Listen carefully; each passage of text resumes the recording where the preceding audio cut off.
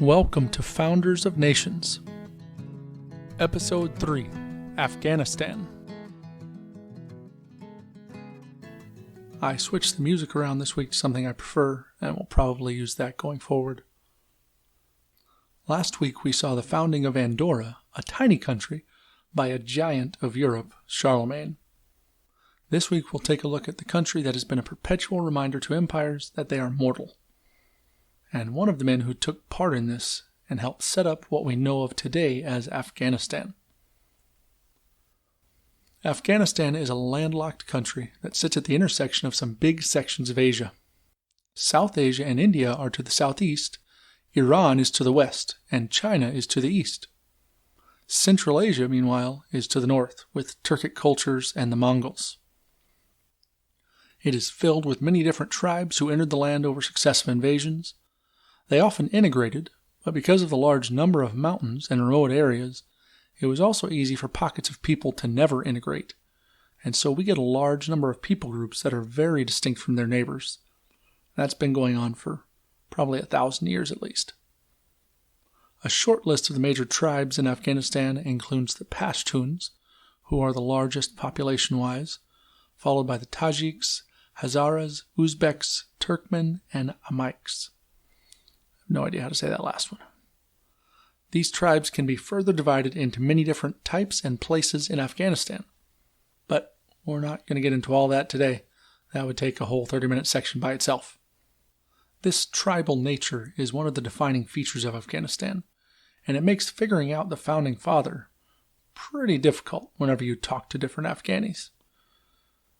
However, I was able to kind of narrow it down to two men in my conversations with them. One man named Ahmad Shah Durrani, and the other Mirwais Hotak. The former is called Baba, or father, and the latter, Neka, or grandfather. Looking at external sources, it becomes a bit more obvious, as Durrani is commonly seen as the main founder of Afghanistan, because he founded a longer-lasting and larger dynasty. But remember, this podcast chooses founders based on who is commonly thought of as the founder, as we're primarily looking to understand people a little better, not necessarily have an authoritative look at history here. So I had the choice of doing both in one 30-minute episode, or choosing one. 30 minutes for both is a bit too brief for me, so I chose to do Mirwais Hotak for a few reasons. Number one, most of the Afghanis that I'm friends with gave him as their answer. And number two, because the Anthology of Heroes recently did an episode on Durrani, so you can definitely head over there to get a good take on him. I'll have that link up and a little taste of what that one sounds like on the podcast minisode, as well as on the episode webpage at www.lang4life.com/founders. That's Lang like language, 4, the number 4, not writing it out, but the numeral, and then life, L-I-F-E.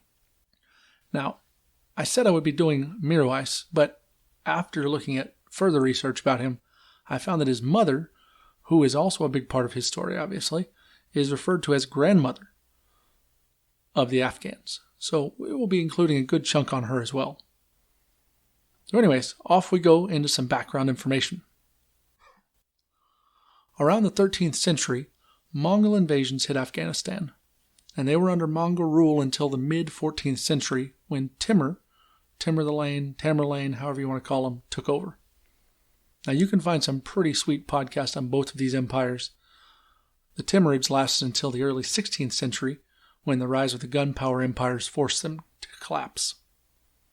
At that point, 3 empires split up the land that we know now as Afghanistan. The Safavids from Iran, the Mughals from India, and the Uzbeks from the north. It seems like the Pashtun tribe mostly rose along with the Safavids and Mughals in the 16th century. There had formerly been a lot of infighting between the tribes, as you would expect from the history of the world, and even the Pashtuns had infighting. But with these empires now ruling the south of Afghanistan, the Abdali and Ghilzai Pashtuns had achieved a kind of higher level of prominence under their rule. They could get resources and legitimacy from the empire that ruled them, taking control of a region as a governor or tribal governor, elevated many of these petty chieftains to higher power than they had ever had before. This gave them valuable administrative experience that would come in handy later, and it also helped them to be able to have a better understanding of working with the different tribes. Into this environment comes the beginnings of what we consider the modern-day state of Afghanistan. The Ghilzai were in the Safavid area, specifically Kandahar area, but they had maintained good relations with the Mughals and the Safavids both. The Safavids were in what seemed like an endless series of wars with the Ottomans to the west, and this, along with some other problems, was causing them to go into a slow terminal decline. It hadn't been noticed yet in Kandahar, but it was definitely happening. It is said that the Ghilzai had a specific noble family that had been working for centuries to help the Pashtuns. They were from a branch of the Ghilzai called the Hotaki, and so that's where we get this last name. Sometime in the mid-late 17th century, a man named Salim Khan Hotak married a woman, Nazo Tokhi. These two were both from families that were heads of their respective tribes. The husband doesn't have a lot of background that I can find, but the wife, Nazo, was highly educated and is remembered to this day as Nazo Ana, which means Nazo the grandmother. She was born in 1651 to a tribal leader who ensured she was well educated. She is remembered for many things. She's seen as kind of a prototype of an Afghan woman. Described as courageous, kind, generous, and sophisticated. Mothers in Afghan culture are revered, and I found a number of stories of women who were famous. We'll probably get an episode on that in the future if I can get back around to Afghanistan. Back to Nazo. She contributed to many things in Pashtun and Afghan culture, and nowadays there are many schools named after her in Afghanistan. Here are some things we know about her. One of the driving forces behind all the things she was known for was seemingly a hope to unite the Pashtun tribes against the Safavids. One way Nazo did this was by being one of the forces pushing for the Pashtunwali Code, which was basically Pashtun oral tradition and law, to be recognized as a sort of inter-tribe set of laws that would help bring the tribes together. Another story about her is that when her father was killed in battle, her brother went to avenge him and left Nazo in charge of the fortress. Well, she slapped on a sword and defended the fortress along with the men against raiders while the brother was gone. She is also known for a 2,000-verse collection of poetry that is famous among Pashtuns especially. That's right, she is a warrior poet. I'll read a bit of an excerpt here, which just so happens to be the only excerpt I can find in English. This one is about the shortness of life. Dew drops from an early dawn flower, as a tear drops from a melancholy eye. "O beauty," I asked, "what makes you cry?" "Life is too short for me," it answered. "My beauty blooms and withers in a moment, as a smile which comes and forever fades away." It's pretty excellent. The final thing Nazo is known for was the dream she had on the night her son was born in 1673. An old Pashtun hero of legend, Sheikh Bet Neka, told her to care for her son as he would rise up to bless his country. This son, as you may have guessed, would be Mirwais, Hotak, later given the title Neka, the grandfather. He was born in 1673, and as you would imagine, having parents who were both children of tribal elders and his dad now at this point being the leader of his tribe, he had a pretty high education. It's also said that his mother told him about this dream many times and about his destiny. He's made out basically to be a sort of perfect gentleman ruler, similar to how Charlemagne is represented, as we talked about last time on the Andorra episode. He was wise, honorable, convincing, strong, and handsome. He would have all the tools needed to succeed at whatever he did. His father and other tribal leaders in the area had done their best to use trade to build up their tribes, and this meant keeping up good relations with the Safavids, who were their current overlords, and the Mughals, who seemed to kind of go back and forth in Kandahar. Mirwais grew up and continued on with this policy when he became the tribal leader. This was all going well until about 1704 when the Safavid ruler sent a new governor, Gorgan, to the province because there had been some rebellions. Gorgan is said to have been brutal in his governorship, and It's said that that's why he was sent. It's recorded that Mirwais was looked to be kind of the leader among the different tribes to help fix this situation. Well, he contacted the Safavid court 4 times, but was not able to get any answer from them, and eventually, either after a rebellion or when Gorgon found out about these messages to the Safavid court, Mirwais was arrested, and then he was sent to the court. Now, I don't know if you were just paying attention right there, but Mirwais had been trying to contact the court, and now Gorgon thought the best idea was just to send him there.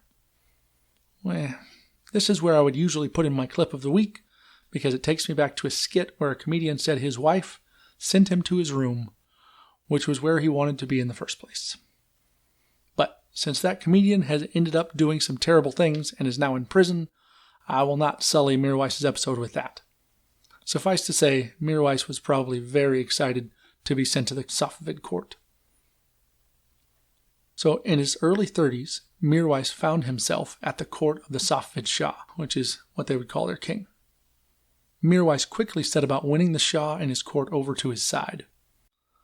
With all the talents we talked about earlier, he was able to get this done pretty quickly. Now, one of his main goals, it seemed, in doing this was to be permitted to go on the Hajj.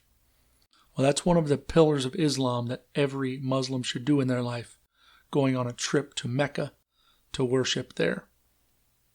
Now, there were undoubtedly religious notions behind the Hajj, because his mother was known as being very religious, and he also probably inherited that.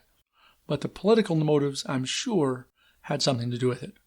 Because while in Mecca, he had extensive talks with religious leaders there and secured a fatwa against the Safavids and specifically Gorgon. A fatwa is basically a document that is required anytime a Muslim wants to go to war against other Muslims. And he was able to get this because the Safavids were trying to kind of forcibly convert his tribe to their brand of Islam. He then returned to the Safavid court with the fatwa in hand, and he somehow failed to mention that to the Shah or to the other people at the court.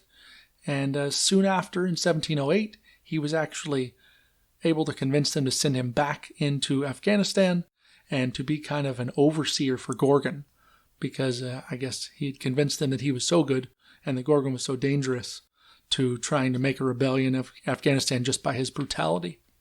When Mirwais arrived back, he immediately began organizing resistance by secretly setting a meeting of the National Assembly of Tribal Elders. At this meeting, Mirwais showed the fatwa and used it along with a persuasive speech to get a united army together, fulfilling what his parents had wanted. In spring 1709, he led the rebellion and they disposed of Gorgon and his army. Now, there are a few different stories about how all this happened, so I'll tell you one. He invited Gorgon to go to a country estate, and after filling them up with wine and food, he assassinated Gorgon and his entourage. He then marched on Kandahar with his forces and the citadel, which he was able to quickly take. After he did this, he gave a pretty good speech that we have a snippet of that I enjoyed. Quote, "If there are any among you who have not the courage to enjoy this precious gift of liberty, now dropped to you from heaven, let him declare himself. No harm shall be done to him. He shall be permitted to go in search of some new tyrant beyond the frontier of this happy state." End quote. That's a good quote. I like that one. He took the title Prince of Kandahar and General of the National Troops, but would not take the name King. Soon after this, the, I'm sure stunned, Safavid Shah sent an army to retake the region around Kandahar. Well, Mirwais and his tribes soundly defeated this, and another force sent in right after it. A third force was mustered, numbering around 30,000 men, which was a pretty huge army for this part of the world at this time. Now, this force seems to have gotten the better of the Afghanis pretty quickly on, and they wanted to negotiate. But in the spirit of his uncle Gorgon, and probably looking for revenge, Khusrau refused to negotiate. I guess he was just hoping to totally annihilate these people. Well, the whole "if I win, I'm killing everyone" plan backfires again. If you can learn anything from history, it's never make people fear that you're going to exterminate all of them, because for some reason that seems to light a fire under them. So a little later on in 1711, the Afghan army, not giving up, instead was able to ambush and kill almost the whole 30,000-man army, leaving only around 700 alive, not including Khusra. After this, one more smaller army was sent in, but it was also defeated easily, and that really kind of cemented Afghan rule of the area. It seems Mirwais did much work to bring the tribes together from this point on, but he suffered the same fate as Charlemagne's brother. He died too quickly. In 1715, after less than a decade in power, he died of natural causes. Now this wouldn't have been too bad, except for what came next.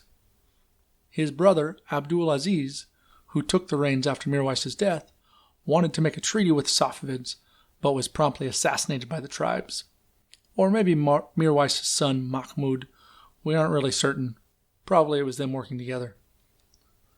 Well, Mahmud was able to very quickly dominate the region, and surprisingly to everyone, he was actually able to invade into the Safavid area and march into the capital and become Safavid Shah.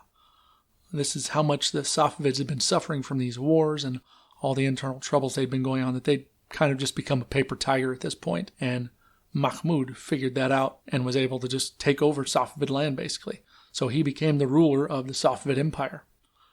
Now, we talked about how the Afghanis had kind of had some experience administering their tribes around their area, but, they're all going to have similar culture, even though they're different tribes, and it just seems like he wasn't really prepared to rule a large, multi-ethnic, multicultural empire.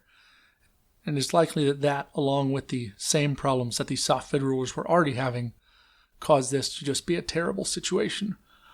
There were some difficulties that they encountered, and then some mistakes were made, and he ended up just going insane, basically, and either died or was killed by his own men. There were 2 other rulers after this, but none of them could really hold things together, and by 1738 it had all fallen apart.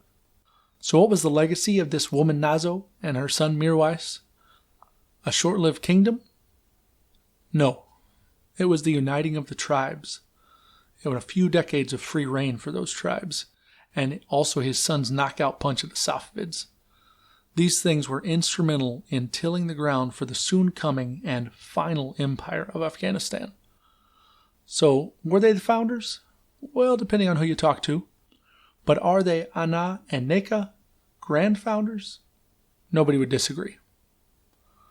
If you want to know what happens next in Afghan history, go listen to the sister podcast, Anthology of Heroes episode on Ahmad Shah Durrani I talked about earlier, the other man who's vying for the title of Father of Afghanistan.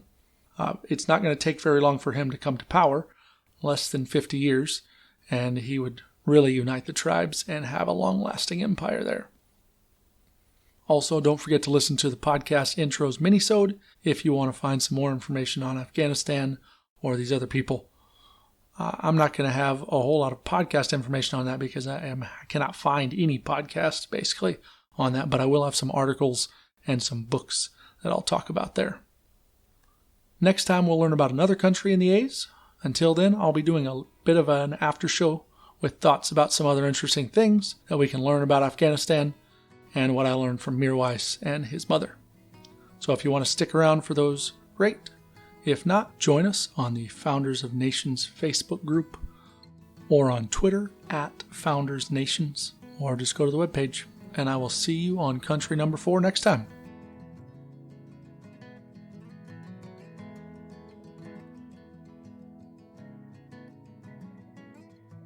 One thing I definitely learned during all this was Afghani people's deference towards their mothers. I had no idea that it was such a big thing there. I think most cultures have special places for moms, but it definitely seems like traditional Afghan culture has a very high place for mothers, and that goes back a long way in their culture. Something I think we can all learn from and need to make sure that we keep in mind is Gorgon's nephew and his fatal mistake. We really need to avoid that in pretty much any situation, as he convinced his enemies that if he won, they would basically cease to exist. I can't tell you how many stories there are from history of small groups fighting to the bitter end and causing delays or massive casualties or even defeats to larger armies, all because they were convinced that there was no retreat available to them. a good leader can put this kind of fire in his soldiers' bellies without having the situation come upon him. And we see that a lot nowadays, I feel like, with coaches of sports teams. A lot of times the really good coaches have a way of making those players feel like everyone's against them and it's them versus the world. And meanwhile, on the other end of the spectrum, like Gorgon's nephew here, he just makes a terrible mistake by making it easy to put that fire in his enemies' bellies, by basically telling them he was not going to negotiate. It's just a terrible idea. Of course, in real life, we're not often going to be dealing with that kind of situation where it's life or death. But if you convince people in your normal life that you're doing something that's going to drastically affect their life, you can be sure you'll be giving them motivation to fight back hard for whatever it is you're trying to do. It's better to try to convince them slowly that things are kind of going their way, or at least that there's hope of their escaping the situation if it's something confrontational. As the old proverb says, if you want to boil a frog, you must turn the water up slowly. That's a Chinese proverb. I have some experience doing this, not in a confrontational way, but just with my family sometimes. If I introduce something slowly and try to kind of help my wife see why it might be beneficial, it goes a lot better than if I say, I think we should blah, blah, blah. And that usually leads to much discussion and heated conversations. So always better not to confront your enemy, or in this case, your conversational partner, with some new idea that may seem dangerous or crazy to them, because they do want to take a stand. And that's the same thing that was happening here against Gorgon's nephew, as he just gave the Afghans this idea that, okay, we're going to die if we don't fight this guy, so we better not give up. On the other end of the spectrum from terrible was Mirwais. Now with Mirwais, I really had thoughts of Skanderbeg the whole time I was doing his episode. Skanderbeg was the Albanian founder, if you want to listen to that episode. They really remind me of each other. Their countries were dealing with similar situations when they came to power, and both of them managed to unite these independent groups to defeat much larger empires. And it actually turns out that the military victories were good, but what was even more important than that was the uniting of those peoples. That seemed to be even more important because nowadays both of them are seen as this kind of father of the nation, uniter of their peoples. So while neither of them saw the full impact of those effects and probably didn't dream that they would have such an impact on their countries hundreds of years down the road, they both did because of what they did with uniting their peoples. Past that, Mirwais' seemingly steady temper and long-term thinking, something that I aspire to. Thinking about how he was able to adapt his trials into advantages for his cause, rather than having a kind of knee-jerk reaction that makes everything break, really speaks volumes about how to deal with those things in our own lives. So rather than trying to escape and run away when he was sent to the Safvid court, he played it perfectly by being able to go on Hajj, getting the Safvid court on his side. I mean, you just couldn't turn a disadvantage or a trial into something good any better, I think, than what he did. So I think that's so important in our own lives to be able to take setbacks and twist them in the right direction. This idea of turning a seemingly insurmountable problem into something great really hits me hard, as it gets to the heart of what I believe as a Christian. That Jesus, the Son of God, would be killed on a tree seems like a terrible thing, but God was using that as the pinnacle of everything, destroying both death and sin. It just gets me excited to think about those kind of things happening, because it always reminds me of this kind of what I think is the pinnacle of all things. Anyway, so this ability to see the silver lining, I guess you could say, leads to a very good example of Afghanistan's most famous trait, at least in America, Russia, and Britain. Their ability to struggle against foreign invasions. They just don't know when to quit. And eventually, like I said earlier, they become the great humbler of empires. In America, we have this American Revolution flag with a snake on it, and it says, "Don't tread on me." Well, I think it was used well by us Americans during the Revolutionary War, but it's been going on for a long time in Afghanistan, and so I think they should probably own the rights to that flag as well, because you just don't want to tread on Afghanistan. So please, when you're planning on invading the world, remember, never start a land war in Russia or Afghanistan.